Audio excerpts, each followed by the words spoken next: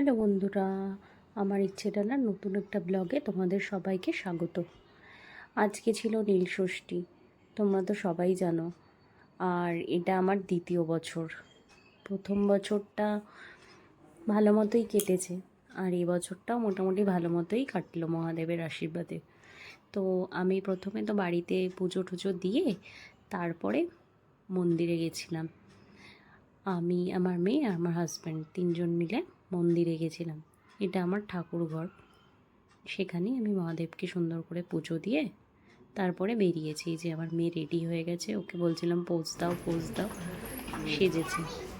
এবার আমরা মন্দিরে যাচ্ছি ওর বাবার সাথে। চলো, কোথায় যাচ্ছ? তোমার হাতে কি দেখি? তাকাও এদিকে, চাবিটা নিয়ে একটু দেখাও তো, দেখাও আমার দিকে, তাকাও। আচ্ছা চলো।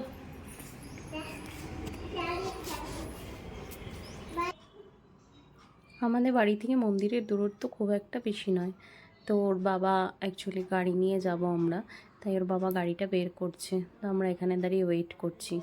আমি ওকে বলছিলাম, দেখো মাম্মাম কত কিছু নিয়েছি। বলছে কাকে দেবে? শিব ঠাকুরকে? এত কিছু কি আছে এটায়? এরম বলছিল। তো যাই হোক, ওর বাবা গাড়ি নিয়ে আসছে, আমরা এখন যাব। যে গাড়ি আসতে দেখে তো আমার মেয়ে আগেই ছুট লাগিয়েছে। এই যে গাড়ির ভেতরে বসে আছে উনি, আবার সিট বেল্ট পরতে হবে ওনাকে। তো আমি মিছিমিছি সিট বেল্টটার গায়ে পেঁচিয়ে দিয়েছিলাম। নিয়ে আমরা মন্দিরে চলে গেছি, ওখানেই আমি পুজো দিচ্ছিলাম।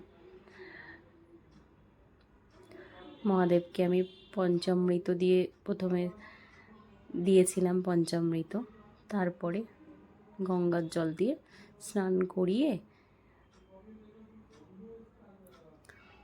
বেলপাতা ফুল দিয়ে 3 ফল অর্পণ করেছিলাম আমি। এই মন্দিরটা অ্যাকচুয়ালি আমাদের বাড়ি থেকে খুব একটা দূরে নয়। আর একটা জিনিস খুব ভালো, যে এই মন্দিরটাতে তোমার ফাঁকা ফাঁকাই থাকে, তো নিজের মতো করে সুন্দর করে টাইম নিয়ে পুজো করতে পারো। কিন্তু ওই কিছু পাবলিক আসে না, তাদের মন আর ভরে না, সেইরকম আর কি, করেই যাবে পুজো, করেই যাবে। আর এটা হচ্ছে মন্দিরের ভেতরেই কয়েকটা হনুমানজির আছেন, তারপরে বালাজির একটু মূর্তি রয়েছে, গণেশজি আছে। সবাইকে একটু ধূপটুপ দেখিয়ে তারপরে আমরা বেরিয়ে পড়বো আর কি। তো মন্দিরটা একটা অশ্বত্থ গাছের নিচে, খুব সুন্দর। অশ্বত্থ গাছ আছে, নিম গাছ আছে, তার তলায় মন্দিরটা। মহাদেব আছে, গণেশজি আছে, তারপরে এই যে তিরুপতির একটা মূর্তি আছে, তার মা মনসা আছে, এরকম টুকটাক অনেকই ঠাকুর রয়েছে। সাই বাবার মন্দিরটা বন্ধ আসলে।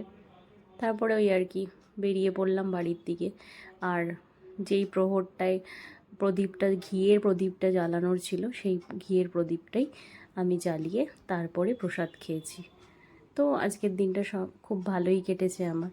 তো মহাদেবের আশীর্বাদে তোমরাও সবাই ভালো থাকো, আমরাও যাতে সবাই ভালো থাকতে পারি, এটাই কামনা করি। দেখা হবে পরের আরেকটা ব্লগে।